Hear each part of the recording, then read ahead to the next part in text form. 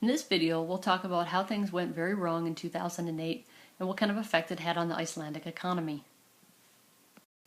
This figure graphs the OMX Iceland 15, which was a stock market index of the 15 Icelandic companies with the highest market capitalization levels. From 2002 to 2008, the stock market index went up 900%.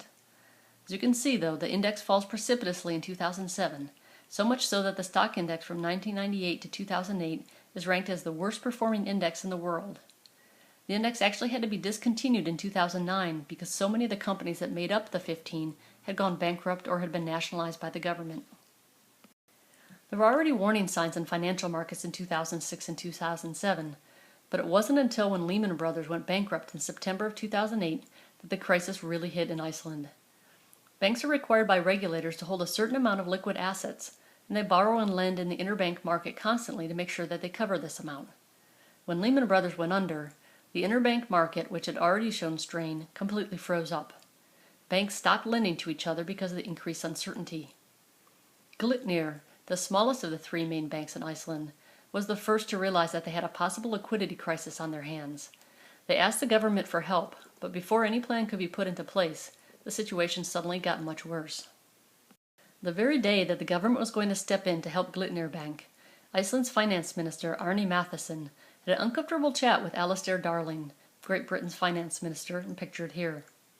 Mathiesen let Darling know that Iceland's government may not be able to cover all of the IceSave deposits if it came to that. The British government responded immediately by freezing all of Landsbank's foreign assets in Great Britain.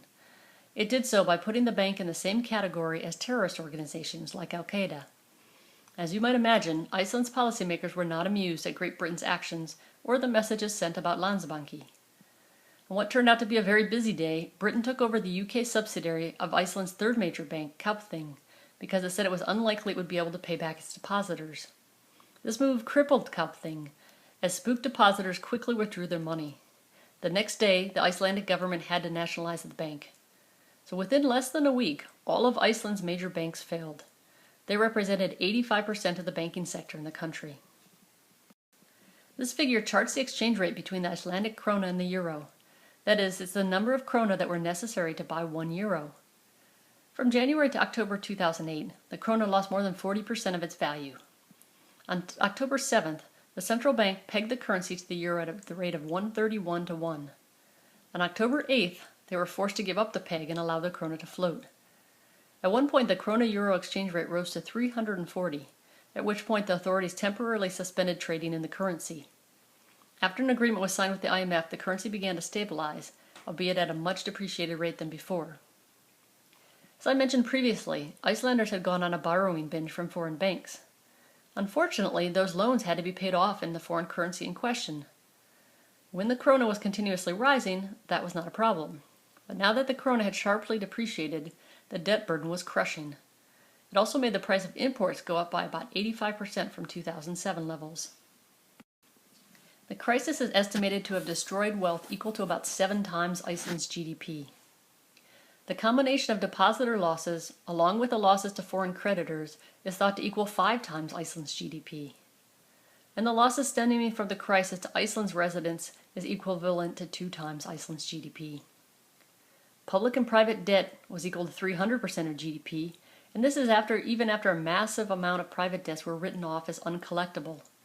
Those debts alone were thought to equal 500% of national income. One result of this incredible indebtedness was that the government had to spend as much on interest payments as it did on health and social insurance. Þorvaldur Gylfason, an Icelandic economist, sums up the situation when he writes, quote, "It's not surprising, then, that observers have likened the debt burden to the reparations imposed on Germany at Versailles and predict equivalent consequences, though obviously ones that will concern the world less."